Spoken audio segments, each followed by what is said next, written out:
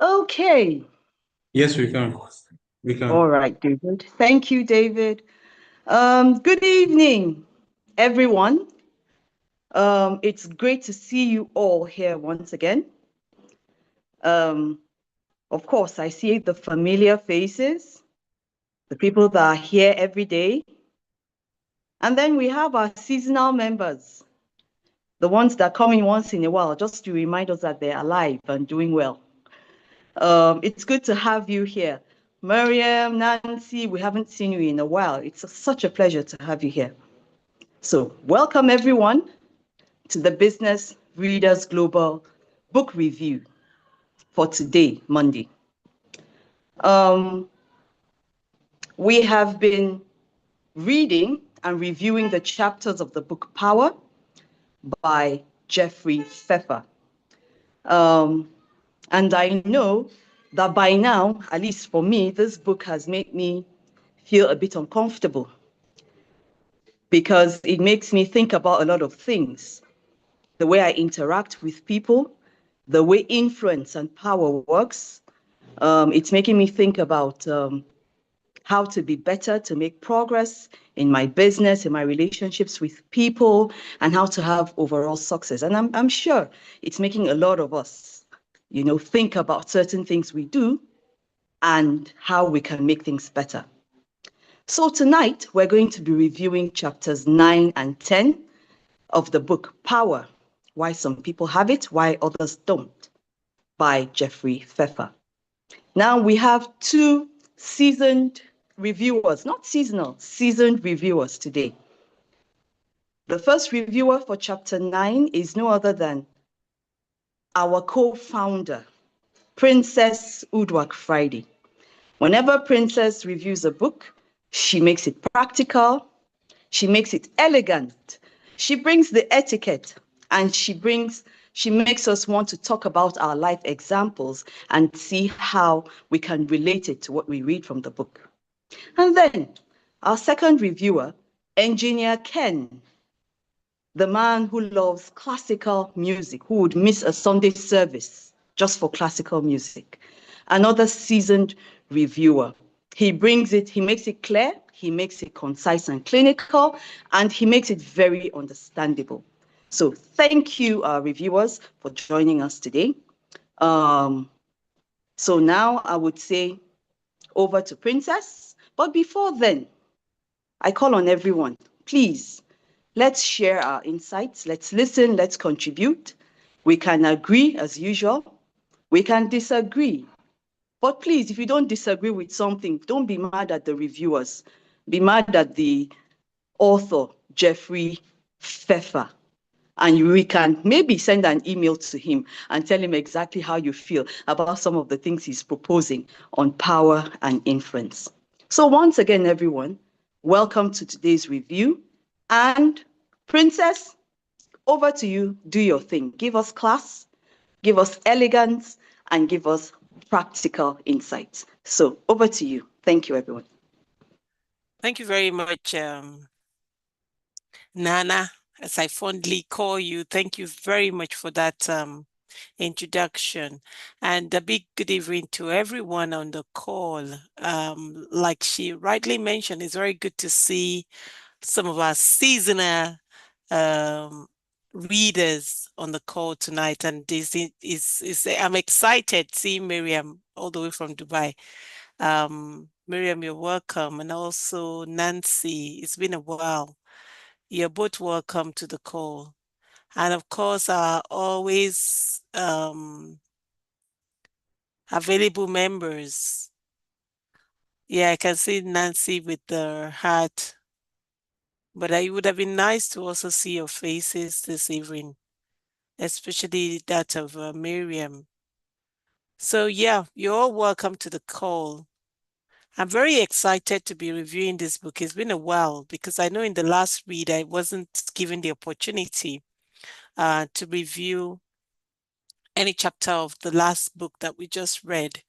Power for me has been an intriguing topic on my vision board And I think in the very first day of the introduction of the book, I'd shared my vision board for 2025. And on that particular vision board, you see power very boldly displayed. And I think I had done that because I felt, reflecting back, perhaps I needed more of it, right? I needed more of it to influence, even though I know I have the capacity as a leader to influence, but I felt that I had some areas that I needed to improve upon, and hence the reason why I started really taking a big step to learn, how power plays, what I needed to do, where I needed to shift my focus on. And so that's why I, particularly added power to my vision board. So I'm very much excited that we're reading this book at this time. It's given me a lot of time to be able to reflect on some of my past journey so that I can unpack some, behaviors. In this particular climb where we are, is very limiting, because when you talk about power, most people always see it from a negative perspective. But that's not the case. The power to influence, the power to solve problems, the power to be available for others, all of this is hinged on, your ability as a leader to be able to acquire, utilize, and embrace power as it is. So I am just loving this book. And I think for those of us who have been consistent with the review all through last week, we have learned quite, an enormous insight, just dissecting every chapter of the book. Today, I'm going to be talking about chapter 9. I tried to make this very brief. Like I said, for me, while I was looking into this particular chapter and trying to analyze every word in this chapter, I kept having to see every areas of my life where I've had setback or perhaps an overcoming opposition. And it was as if I was, reading this for myself. So I'd done quite a lot of reflection, and I hope that by the time we go through the entire chapter 9 and 10, that we'll be able to pick some very key, insight from this particular conversation. Next page. Well, I don't know anybody who is on this call who has not faced opposition or perhaps setback. I don't know anybody. If there's anybody, please just raise your hands and tell us, so that we can learn from you. But I think it's important to start this conversation from the leadership insight. If nobody opposes your idea or ideas, you may not be challenging the status quo enough. So it's right to say that no matter who you are, where you are on this call, that by virtue of not just acquiring power, by virtue of just being alive and doing your thing, that you would have encountered some level of opposition and also setback along the path to power or along your, ecosystem. This book, I think what we needed to answer from this book, or the answer that we're looking for, is that the important question is not just how this could happen, but how an individual or leader can respond to the inevitable opposition and probably reverse the fortune that you probably would be facing or would face in the long run. This book made mention of a particular leader, Laura Esserman, who became the head of the Carol Frank Bock Breast Care Center at UCSF in 1997. She had a vision for what needed to happen, as she, rose to that particular position. But she faced quite a lot of challenges and setback that you would think she would never have been able to overcome. So we're going to use her as a case study. We're going to look at some of the things that she was worried about, some of the challenges that she encountered in her own industry, being the head of this breast cancer care center. We all know that when you have a vision to change the status quo, to change how things are done, because in our own case, I mean, cancer drugs are very expensive. We all know that even till date, cancer drugs are very expensive. And most times, even the personalized experience of each individual is not documented, you understand, for further exposition. So these were some of the challenges that Esserman faced. But in 2003, I think it was 2003, you will not believe that she overcome, look at the time for which she, got into power, 1997, up until 2003. That's almost like a 6 years gap.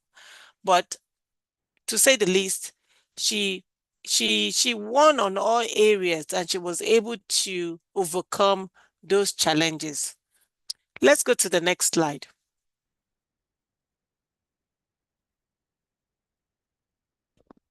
David? Is David with us? Yeah, I like to define concept. So I was trying to just put this in context. So I wanted to look at the definition of setback. And I went to Cambridge Dictionary to look at the definition of setback. Setback is something that happens that delays or prevents a process from developing. So you can have a vision, you can have your goals, you can have a clear objective, but there may be something, someone, that could, even your environment, right? For those of us who are economists, you know what pestle is. So if you look at the framework from that perspective, the political environment like we are facing now might just not be right. We were discussing, myself and my chief of staff, on the political parties that we have now and the kind of challenges, especially mentioning NDC, right? I mean, how do you register a party and then wake up all of a sudden and have a court case slam on you that your logo is whatever? I mean, it doesn't make sense. So the political environment, even your own limiting bias can impact you, can be a setback. So there are a lot of issues that could arise when we set goals, set objectives.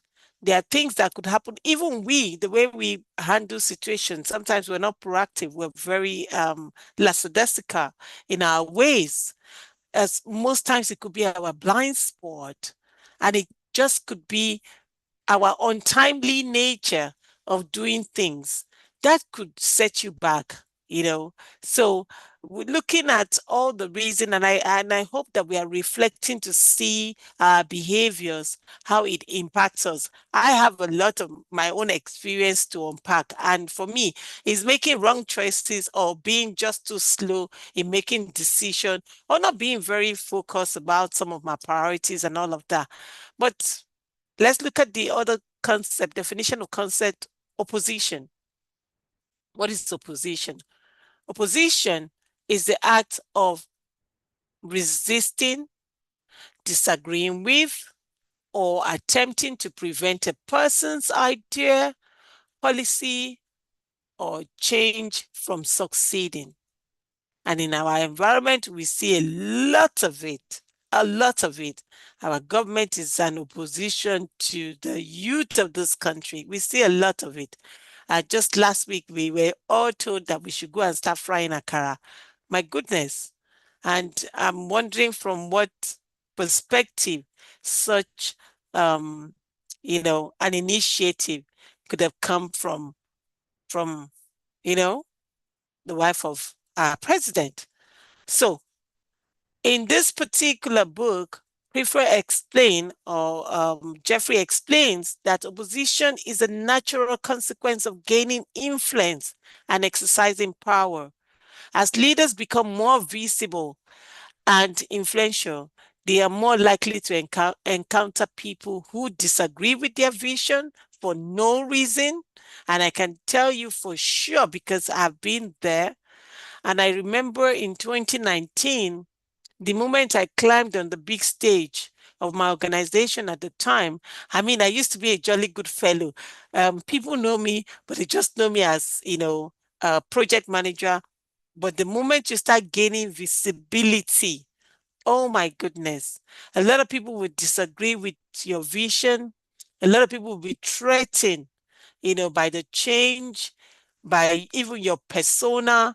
A lot of people will compete for the same resources or even your position. I mean, we've seen that in so many workplace politics and interplay. A lot of people seek to protect their own interest or authority because they feel maybe your position can also undermine theirs. But Jeffrey argues that effective leaders do not expect to avoid opposition.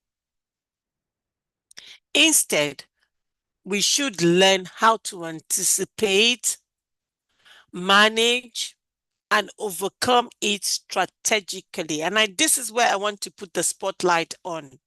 Because for me, this is where I actually made a lot of mistakes in my very young days.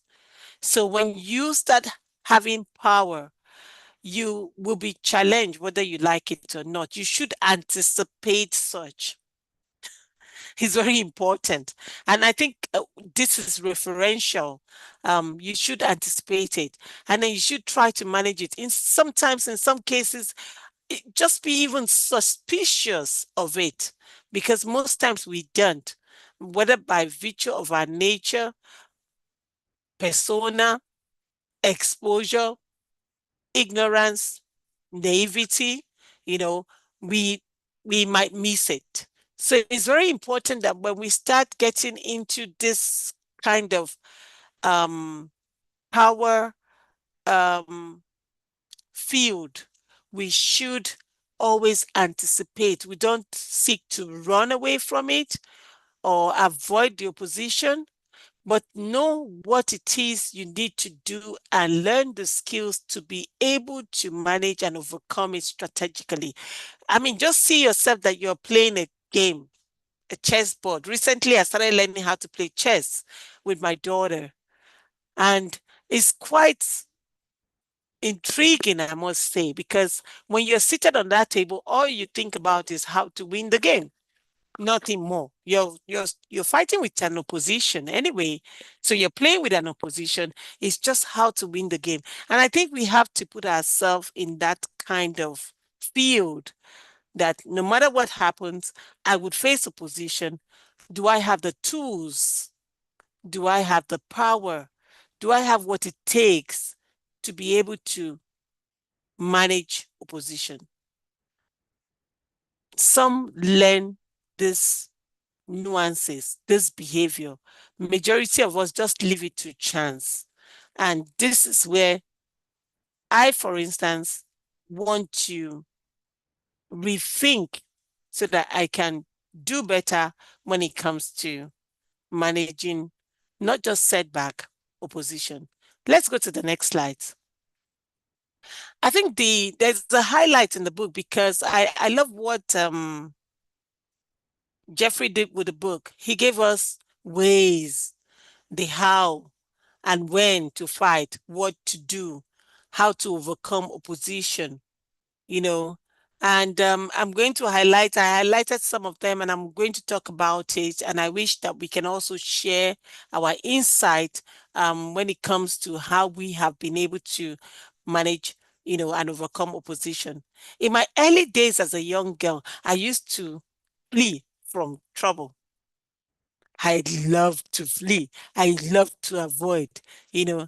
Um, but I don't do that so much because battles will come, right?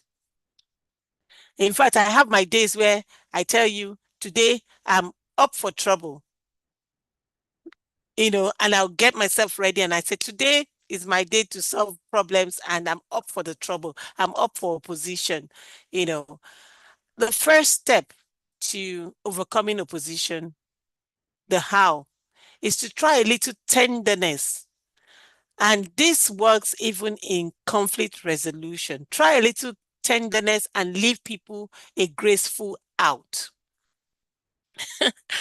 When you have conflict with one another, or we have an issue, say you have an issue, let's take for instance, and you are having to have an heated argument. Do you know in most cases when you actually pause and slow down and try to see other people's perspective, or you even listen, you can make them an ally instead of an enemy. Say you are attacked. If you're really calm, you can turn your enemies into your ally, or at least people who are indifferent to you. You listen first. That is a strategy.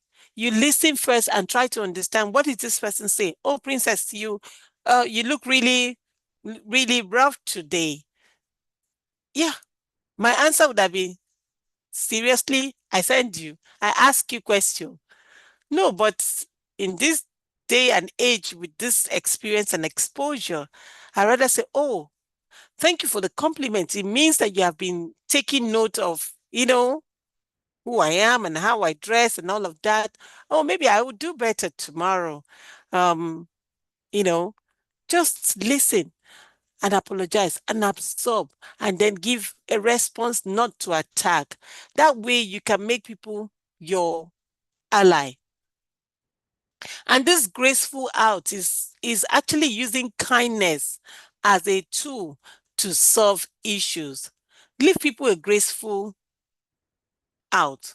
If you have a conflict, if you have a team that you cannot manage and manage properly, or you have an issue, instead of just telling them, oh, I fire you or you're going, you can also just tell them, okay, I would send you a recommendation so that you go to XYZ company and work there. Don't burn bridges. Perhaps I think that's the summary for this, right? Getting people that are outplaced, a better replacement. These are some of the examples that we can do. But in all our dealing, I think it's important to just think of how to be more graceful with people, whether in a conflict situation, in a case where people oppose your ideas.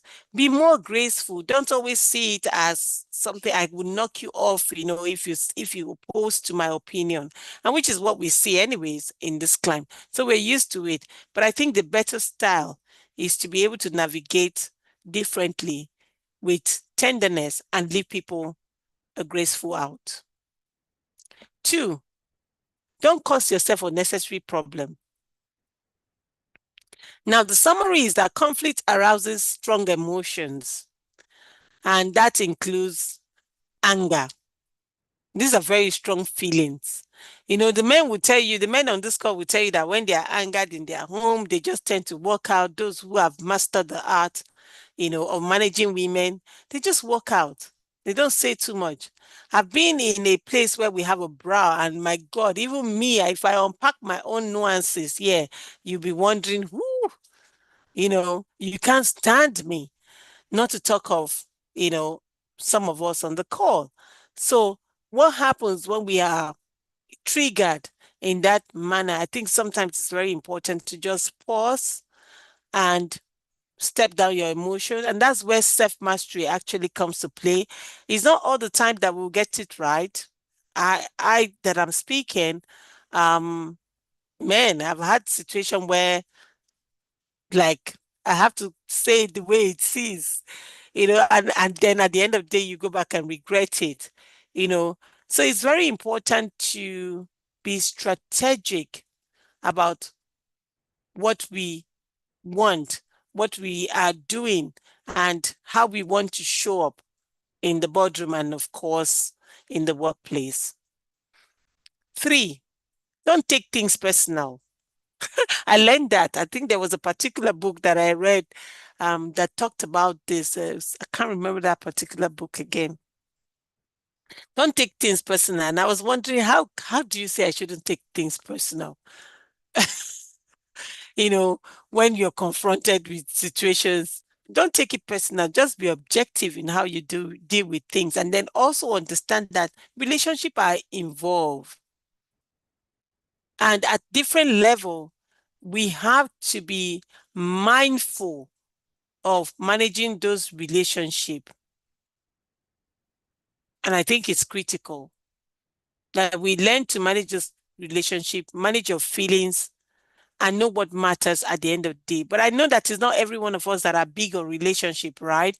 But to be successful, you actually need to grow a solid network of both quality and numbers of people. I think that is very important. Next slide. I should be rounding up. Stay focused on your strength, which is very important. During difficult period, Pfeffrey advised that many people abandon their area of expertise in search of new opportunities, during setback. And this happened to many of us who are in business. We try to diversify around those periods when we have setback, as against, channeling our energy, our instinct, our focus, and being cautious, to continuously do the same thing and do it well until we overcome that particular phase.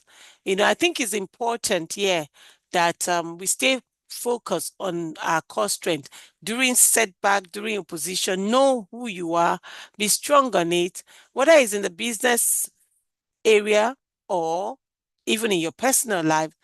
Value your own asset, your network, and I think is very key not to prematurely drop, what is innate to you, in terms of your strength. And of course, one of the cardinal point is to project confidence. Everybody loves a confident person. In some of my recent learning, if you see people who are calm, they display an aura of confidence. So confidence influences how other people perceive your leadership potential, even during setback. Effective leaders communicate optimism. We are very charming, proactive, resilient. We believe in something, we go for it. Confidence attracts supporters. Because, if you're not confident as a leader, who would listen to you? Well, our climate might be different. But of course, confidence attracts supporters, whereas visible discouragement can reduce others' willingness to invest or follow a leader. Next slide. From this book, I got some memorable quote, which I like to share.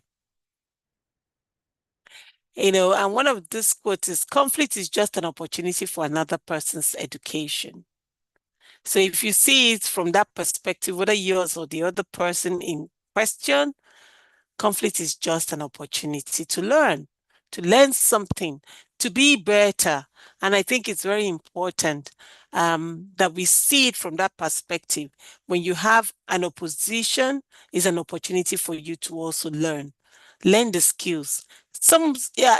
I'm sure every one of us on this call must have had people use capital letters for all this, who are more, and then you must put a street number. yeah. I'm sure many of us have encountered people who are more super intelligent in managing conflict, and we're wondering how do they do it?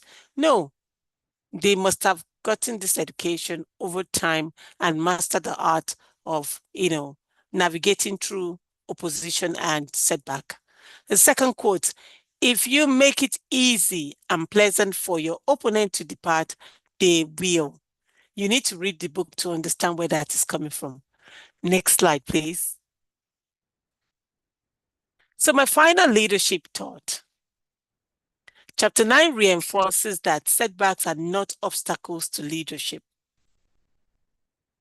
And I think when we have the setback, when we are having setback, we shouldn't just give up. I think that is very important because the book also mentioned, don't just give up.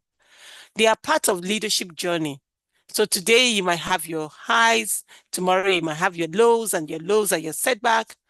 Pfeffrey argues that influence is earned through persistence, that you have done something, you have done it over and over again, you've mastered the art. It is earned through strategic thinking, through relationship building, and the ability to remain focused despite opposition. Leaders who learn to navigate conflict constructively are more likely to build enduring influence and achieve long-term success. And I think that is where I want to rest chapter 9's review tonight, and to give you something to think about. For those who read and those who did not read, something for us to really think about, that we need to navigate opposition and setback from a really different angle. So for me, that is where I bring this conversation to a close for now, so that I can hand over to my partner who is going to be taking chapter 10. On that note, I'd like to say thank you. David, next slide. I think that's my thank you slides. Yes, thank you. And of course, you can reach me on any of my numbers and also on our email. Thank you. Nenlap, over to you. Okay, yes, Princess, over to Nenlap. Wow, thank you. I was lost in thought. You started by talking about setbacks, some of them internal. We actually call some of our own setbacks, and then there are some that we really do not have any control over. And I was really in a reflective mode, looking inward and see where I could have, been the cause of my own setback. So thank you, Princess. That was just 4 slides, yet they carried so much information, so much to reflect on. And I believe it's something we can all relate with, And you were talking about persistence, just being persistent. And I remember there was a video I shared with you yesterday about there's this Nigerian lady, a Nigerian entrepreneur, and she made a statement. She says, I put it up in the chat. She said, a river is able to cut through a rock. I think I put it there. Yes, a river cuts through rock, not because of its power, but because of its persistence. And then, listening to you made me remember that. And I'll begin to look at obstacles and oppositions and setback from a different perspective. And I'm sure it's going to be the same for the rest of us. Thank you so much, Princess. I'm sure we all have contributions, comments, and questions. But before that, maybe we'll hand over to the second reviewer. He'll do the review, and then we make all of our contributions. Do we all agree? Is that okay? Yes, Adeswa Roads. Thank you very much. Yes, Nancy put up her name, Adeswa Roads. So please, Engineer Ken, over to you. And then after your own chapter 10 review, we're going to discuss everything we've heard so far. So thank you so much, Princess. That was beautiful, classy, elegant. Once again, thank you. Engineer Ken, over to you. And yes, let's give her flowers in the chat box, please. Her flowers, commendations, everything. Let's hand them over to her. That was a great job. Beautifully done. Calmly done. Thank you. Yeah. Engineer Ken. David, please, can you share Engineer Ken's presentation, please?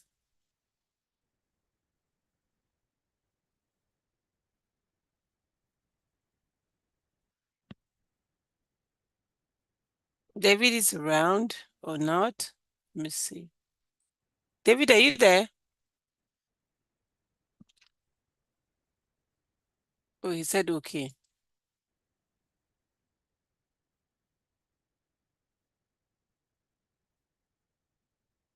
Nana, you have the presentation? Or you're using your phone? Did you send it to me? I'm actually using my phone. Oh, no, you won't be able to present. Let me see. Yeah. Hello, David. David says his laptop is having some. I'm coming. Let me see if I have it. Price of If power. you can Okay. share. Mm.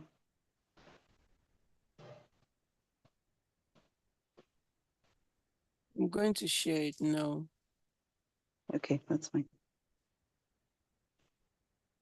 Okay. David has started sharing. Yeah. Okay.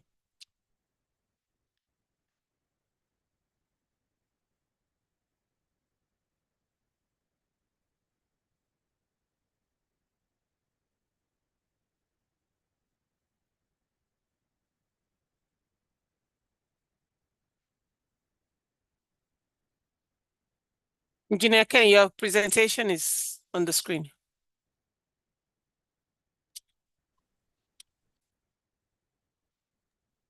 Over to you, You're Engineer Ken. muted. You're muted.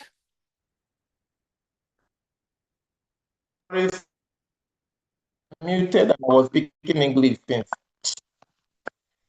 Good evening, fellow BRG readers. Welcome to this session, chapter 10, The Price of Power. A strategic examination of chapter 10 by Jeffrey Pfeffrey. Pfeffrey's Management Classic Power. At the beginning of the chapter 10, there's a quote there.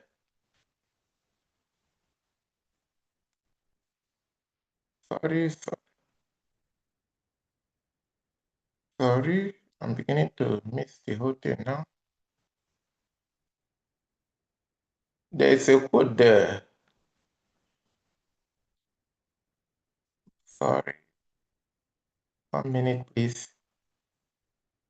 Back 11. Yeah.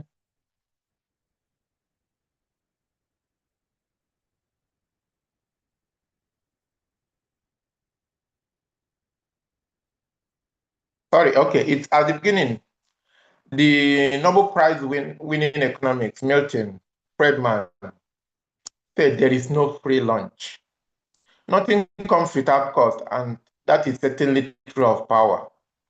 He says as you chart your course and make decisions about what you will and will not do to acquire power, consider carefully what you are striving for. Next slide, please. So he's telling us that we should be wary of power. Power. He said the core promises. The core promises. They had reality of attempt. They had reality of acquiring power. They had reality of growing up. Attempt means growing up. The core promise or core premise is premise. Influence is never free. It requires an extensive ongoing payment in the form of your privacy, time, and personal connection. FIFA steps back from teaching acquisition tactics to outlining transactional limit or transaction limit. The truth is that we all know it. Power comes with a price. Once you are going up, you lose some freedom. You lose even some relationships. Many things will suffer. But in most cases, we don't feel that we don't feel it because we think we are gaining more. Then the transaction, it says, to acquire and sustain high organizational power, leaders must accept a series of non-negotiable personal trade-offs. Truly, it's called trade-off. You have to drop something. Those freedom, those talking anyhow, those going to the bar to make noise, and you have to change. Once you become important in the society, everybody checks what you do and what you don't do. There was this classical case of, let me go to it. I think I can get it. The case of the Boeing CEO. The case of the Boeing CEO, the president of Boeing, who had to be asked to leave. He said there are thousands and maybe hundreds of thousands of such incidents each year. Most people involved and few of which gains any public attention, but not in this case, because the man involved is Harry Stone Shepard, the CEO of Boeing, and the woman was the Boeing vice president. The Boeing board of directors asked and got for Stone Shepard to resign when the affair was brought to limelight. This is a harmless relationship, but it's unacceptable. As an image maker of a big organization, it's a scandal. So once you are sent high, you have to watch whatever you do. Everything you do matters. Next slide, please.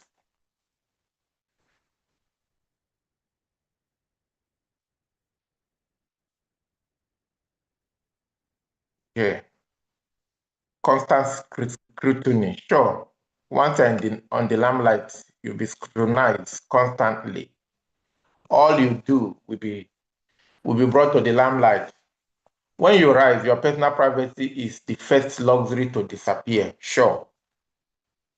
Powerful leaders live under a continuous psychological microscope where every gesture, look, and phrase is dissected or dissected. The truth is that once you have risen to the point of authority, all you do is watched. You don't talk anyhow. Any statement you make will be misconstrued. You don't criticize.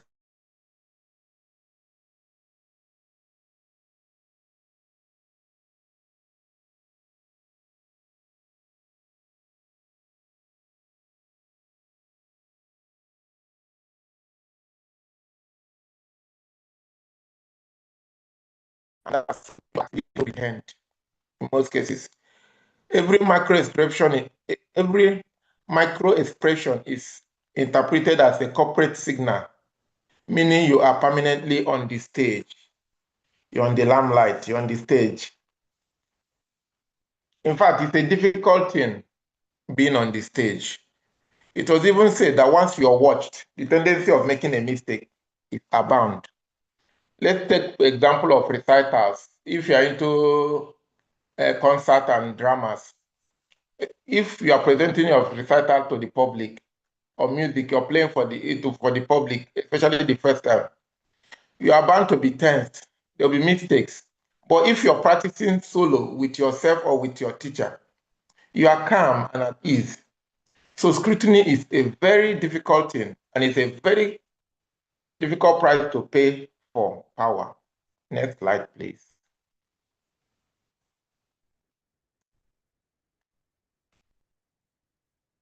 The golden handcuff. Power truly gives you golden handcuff. You know, it's beautiful. You don't feel you are chained, but you are really chained. He said reduced personal autonomy. As your structural power scales, your freedom to act spontaneously is radically diminished. You will not be natural, as he said earlier. Once you want to react, you remember. In fact, you need to practice on how to behave once you become, you gain power and you are in the limelight, you become an authority. And it is said that the time people spend in trying to learn how to act in the public is much higher than the time they spend even in some of the admin work, even in union work as an organization. He said you are locked in commitment. Your schedule is dictated entirely by defensive maneuvers and coalition maintenance. No room for impulse. Every activity and direct communication must serve the long-term preservation of the power base. As I said, you don't talk anyhow. You don't behave anyhow. Structural traps. True influence locks leaders into highly structural roles with limited behaviors and flexibility. There was a case he discussed, a high school principal who was said to, in fact, that they were even saying he drives a Mercedes. He went to eat in the restaurant. He's supposed to take the plate back to where it's after eating. He left it there. Such little things that doesn't matter makes news for once you're in authority. So these are some of the price you have to pay. Next slide. Price 3, time and vitality cost. Vitality cost. Growing hours. Establishing influence is a non-stop, exhaustive time commitment. Personal leisures and open periods vanish completely. You don't have time to waste. You don't have time to go be yourself. You cannot go to hang out with boys anymore. You cannot behave anyhow. Physical wear. The path upward is paved with chronic sleep defects, poor nutrition, intense operational pressure that taxes psychological resilience. To sleep, you'll be thinking, oh, I have this presented, I have this board meeting to meet. What are my shareholders going to feel? How am I going to present it that we are not making the achieving what we are supposed to achieve? All the times you are thinking, you are worrying. To sleep, you sleep. By the time you close your eyes for 2 minutes, you think you have slept for 30 minutes because you're forced to get up because naturally you have not slept deeply. You need to continue with what you are thinking before then. Vigilance stress, that's it. Because corporate systems are volatile, leaders suffer from the heavy cognitive friction of constantly looking out for threats and rivals. That's it. Always. You're afraid, if I don't do this, if I don't hurry up, I'll lose this, or my competitors will take over, or will dominate the niche. You're always stressed out. So power, power, power. Power is not an easy thing. Next slide.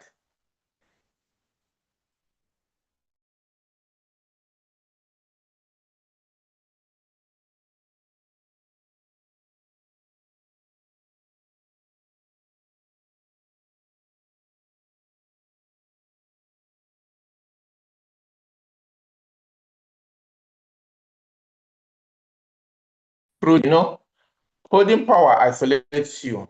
Once you occupy a position of status, surrounding colleagues stop sharing objective, unvarnished feedback. Sure, once you are high there's a saying that in Igbo that akubilo, once you acquire status, once you acquire that status, people begin to see you, imaginary enemies begin to develop. People begin to, every mover, is it because he is this now, he's beginning to show this, somebody we normally drink before, but still now, he doesn't even have time to say hello to us. Even when I call him, he doesn't pick. He said instead, the transition to strategic compliance and calculated flattery, making truth, trust, and transparent workplace friendship nearly impossible to maintain. Yeah, all they do is to flatter you, but deep down in them, they are not happy. They complain. At times, you will get to hear it. Is it because they've made him the director? He now doesn't even have our time. He now doesn't even pick my calls. So we should be prepared for it. The next slide. One of the most gruesome of them all is the next slide, the price of home, the sacrifice. Price 5, the sacrifice of home. Your home suffers once you are in power. Once you are in authority, to manage the home becomes difficult. Domestic collateral damage, yeah. The heavy travel, networking dinners, and late obligations displace family structure. You discover that before you come back, everybody might have gone to bed. Early morning before they wake up, you're already up to go. Weekends that you normally stay and eat dinner or go out, will be busy. You'll be busy attending one luncheon, one dinner, or one other thing, or one business engagement to be able to meet up. Divergent paths. Dramatic change in status often trigger a disconnect between leaders and lifelong pro-power friends, as I said. No time to hang out with the boys again. No time to joke or go look for some things to be happy about. Peripheral personal life. True support structures are frequently pushed to the absolute side of life to meet work needs. The truth, you will not have that time to be yourself, the normal self we know, the normal you, the normal G everybody is used to. Because the job, the power is more important thing for you to keep, achieve, or you have gotten, but you need to keep it by working extra hard. So you don't have time for your normal self, the normal jolly fellow. It's always work, work. A sobering reality. Power is greed. It demands priority over domestic stability. Truly, power is greed. Agreed. You can't eat your cake and have it. That's the truth about life. So once you are ready to go for power, be ready to face what comes with it. Next slide. The transactional equation. Acquired asset, that is the reward for power. Exchange price, that's the cost. Then FIFA's strategic verdict. High corporate status. Yes, high corporate status. Loss of personal privacy. Sure, you must lose it. That's the cost. Every move is strategic. There is no private behavior. You must be strategic. You must be intentional. If not, people they speak Oyibo. You have to act. You have to act.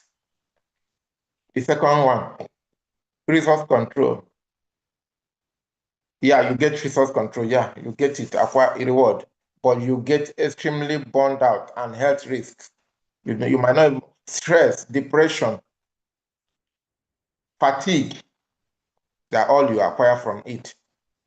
Then FIFA said the physical body is a currency spent on progress. That's what it's saying. The price for your body pays for pays the price for power. The third one, widespread compliance, deep professional isolation. That's it. Flattery replaces honesty. Paranoia is defense. Then institutional power, severed personal bond. Yeah, as I said, you will not have time for the boys again and the family. Then family dynamics are routinely pushed to the periphery. You don't have time for the family again, and it's a very bad thing. The next slide. It says power is not a permanent price you win. It is a high rent apartment you lease. Watch the word lease. The moment you stop paying the rent, in terms of your time, vigilance, and personal sacrifice, you get evicted. You must keep it up. You must keep it up. You must continue behaving unnatural. You must completely be doing what you did to gain that power, to remain in power. Once you are tired of it, you are going to be evicted. So that's the truth about power. Next slide. Is it worth the price? Before embarking on the climb, calculate the transaction. Every crown has a non-negotiable weight. Choose your currency wisely. Lastly, next slide. Next slide. Thank you for listening. It's me again, Ntubisi. Thank you very much, BRG. Over to you, and then Wow. Engineer Ken, thank you so much for that. That was a thought-provoking ending. Are we really ready for power? Are we ready to pay the price? You ended by saying it's a high lease apartment, right? Once you stop paying the rent, you get evicted. And you also talked about some of the things we lose in our quest for power and influence. Thank you so much, Engineer Ken. That was beautiful, brilliantly done. It was easy, relatable, and like I said, thought-provoking. But I want to believe, as we continue, that I believe there are 2 chapters more. There should be a balance to it, because I know we all want power and influence. I am hoping that we're going to find some balance, because we want to achieve certain outcomes. So thank you, Engineer Ken. Thank you, Princess. At this point, please, let's give Engineer Ken his flowers. Slides beautiful, the message very apt. So I call on everyone, give him his flowers, and then the floor is open for your comments and your contributions. So business readers, over to you.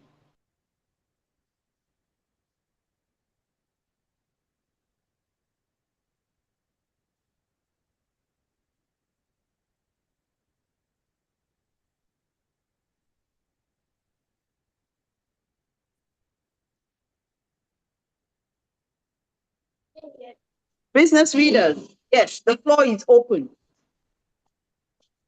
Your comments, your contributions from chapter 9, where Princess talked about setbacks, oppositions, and how to overcome them. She talked a lot. Emotional intelligence, she talked about us even being our own obstacles and being the cause of our setbacks. And then Engineer Ken came up with the price for power. Mentioned a lot, yes. And the truth is, we see it happening. You really can't eat your cake and have it.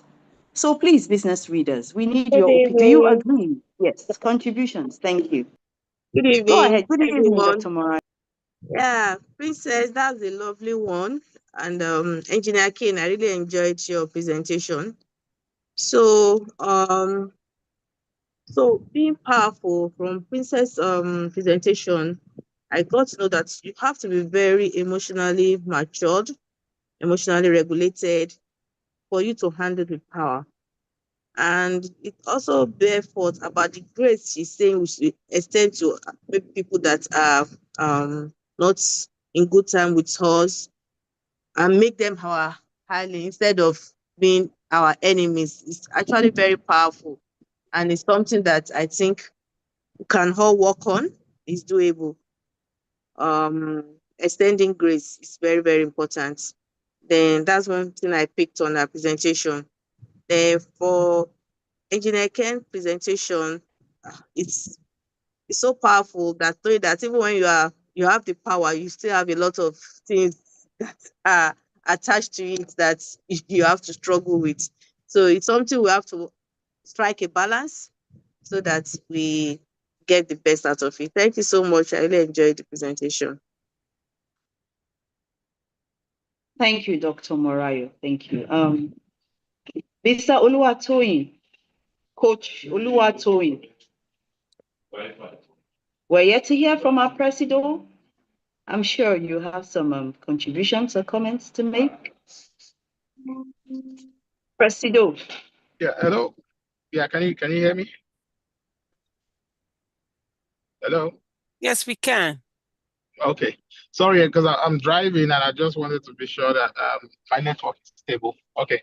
So yeah, very, very insightful presentations there from both presenters. And as usual, that's the least we can expect from 2 great presenters, that have come of age. So let me start with Princess. Yes, Dr. Maria summarized everything she said in terms of, being able to understand the pressures that power brings to play, and being able to manage it in such a way that we are not accepting every let me use the word, we're not accepting every what every Tom, Dick, and Harry does to you in a way that it belittles you. But again, being able to understand that when you are public facing, when you even within families, within communities, there will always be conflict, and being able to understand that dynamic of conflict management is very important. And that's the only way we can. There's a case very close to me, somebody who was in power. It was a case that was really like it went viral when it happened. Somebody was in power. I happen to know this person. He he couldn't manage the conflict properly in terms of manager subordinate. In fact, he wasn't even manager and subordinate. It was far apart. The MD of an organization versus someone who was cleaning the office, and he slapped the cleaner, and that cost him the job. Funny enough, it even happened in a faraway country because it didn't happen in Nigeria, and so that was even used against him, that Nigerian origin person, assaulted someone from that country. So we need to understand that our emotions play a very important role in the way that we carry out our task, or as our business, as managers, as leaders in organizations. Second one is from the professor himself, Engineer Ken. I think very instructive, very instructive. We can't, the price. I think that's one of the things that scares me the most about leadership. The price that we pay for leadership is so much. It's quite numerous or enormous that you cannot you can't count it, because it affects every sphere, every area of your life. Some people have sacrificed their health on the altar of being leaders or having power, so to speak. Some people have sacrificed their families, they have sacrificed what have you. So it's very important that we understand how all of these things connect and being able to manage them properly. Thank you very much, Nella. Yes, thank you very much, Coach Oluwatoyin. Yes, that was a very valuable contribution. And yes, you said it, emotions. We should learn to control our emotions, especially for us from this part of the world. Sometimes emotions run so high. A lot of us have not learned to master our emotions and stay calm, in the face of obstacles or challenges. So very important. Thank you so much for that. Yes, anyone else? Nancy? Yes, whose hand was up? Is that Ubong? Yes, Ubong, please go ahead.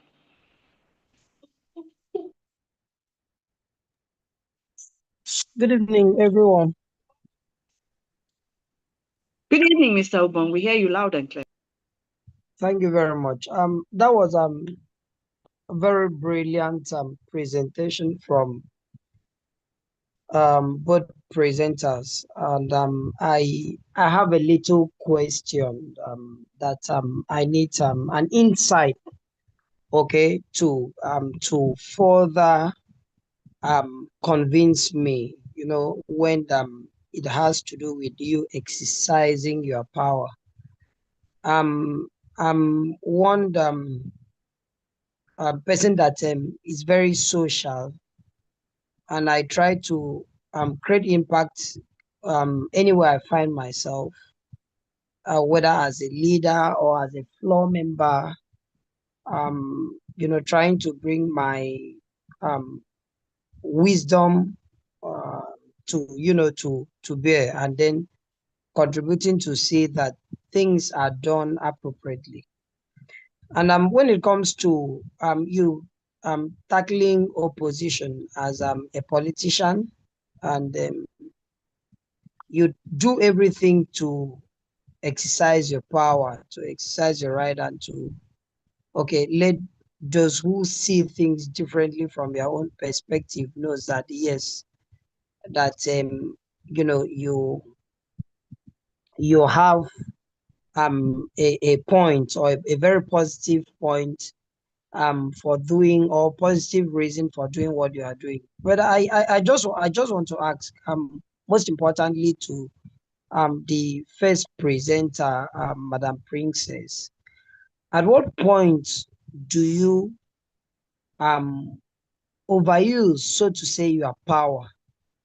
At what point do you exercise your power, and then people around you sees that, or feel that you have over exercised or you have overused your power and may tend to, say some negative things that may demoralize you and try to, pull you down or give you some destructive criticism. So at what point does someone exercise his or her power and it's been tamed that you have over exercised it or overused it? Thank you.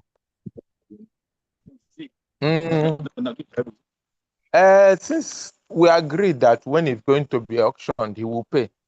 He can carry it since they make you not attract a snake. I mean, so. Sorry, Princess. Okay. I think that wasn't for us. Yeah. Well, I think interesting question, right? But then let me use an analogy. Say you have a ruler, positive to negative, and we have in the middle 0, right? So if you count 1 to 10 on the other side, that's the positive. And when you count from negative to the extreme end, that's a negative point. We're expected to be in the center, right? To have a fine balance. At what point do you overuse your power? When you're tending towards the negative side, when your speech or action impacts people negatively. How? I mean, emotions are something that we feel. People do feel when being rudely spoken to. I think you would see it in how they carry themselves and their behavior. And you will also hear it. If you're a leader that is a grassroots leader, you will hear it. You would also feel it when you are rude. I don't know for others whether we don't. But when you're rude for somebody who knows how to checkmate themselves, you come back and you can feel it, right? So overusing your power is something that is very common. It's a behavior that I think every leader has to watch, because sometimes you may not even know that you've gone above and beyond. They say power corrupts, absolutely. So I don't know if anybody wants to add to that, but I mean, it's something that is very obvious. Yeah. In your manners, in your speech, you know when you are arrogant. When you're arrogant, you know. You come off very militant by nature. You're not democratic. There's so many different leadership styles that you can deploy that will be more inclusive. I don't know if that is the area you want me to speak to, but this we can discuss this and take it offline also. But if anybody wants to add to that, you can add. But I think that when you do overstep boundaries, you know that you are overstepping boundaries. When you exercise your power to the extent where it impacts on others, you also know. When you're not logical, you also know. Yeah, I think if that makes sense. Nana, you want to add? Okay, but before I say something, does anybody want to add to that first? It's actually 7:21. Okay, to so finish right on time today. I think I've gotten some clarity. Yes. For me, I would come from maybe a slightly different perspective. From Engineer Ken's presentation, he says, as a leader, you become self-aware. The things you do, the way you behave, what you would normally do, you would not do. Because there's always the goal in mind. There's always an aim. You're always conscious of who you are, conscious of how you want to be seen. So yes, sometimes depending on the situation, Princess talked about like a number line from the negative to 0 and then to the positive, and then you can look at power that way. There are times when yes, you have to use the full extent of your power, to achieve a certain goal depending on the situation. For example, maybe you work with an artisan. I will give this example. And then let me give a practical example where we had a manager, a sales manager, who wasn't really performing, and then, well, we let him go. However, he went around to some of the customers and actually they paid him. He collected company money and he started using it to lay claims on some monies that he had been owed and all of that. So at that point, you know that you have to use your powers, the full, there is no negotiation. He did not want negotiation. So you come powerfully and show him that there are certain things you cannot do. So you use the full extent of your power. However, it depends on the situation and what you're trying to achieve. But in all cases, be self-conscious. You don't lose yourself and you do not behave indecently or behave in a way that people would criticize or bring bad reviews about the way you handle it. Yes, use your powers, but then use it intelligently and decently and wisely. Yes, full extent for a full situation that needs the full extent. So depending on the goal, the situation, and what you're trying to achieve, I believe. Yeah, thank you. Okay then, anyone else? It's almost, it's 7:24, even though we did not start early. So yes, we've actually spent just an hour, to be honest. We all came in late, so let's endeavor to join in early for the subsequent reviews. At this point, I think we should call it a day. Beautiful reviews. Princess, it's for you, it was a self-reflective moment. You think, what is it about me that is an obstacle to my progress, to my achieving power, to my gaining power? And then you talked about persistence as well.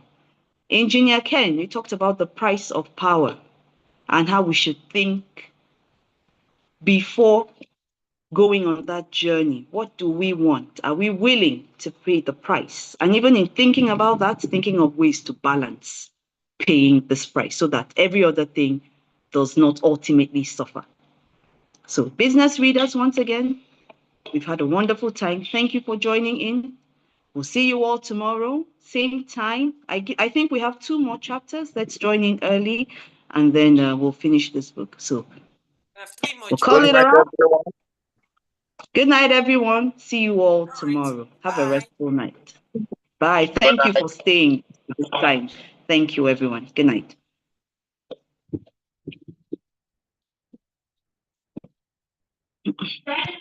Yeah, come. Brian, don't be doing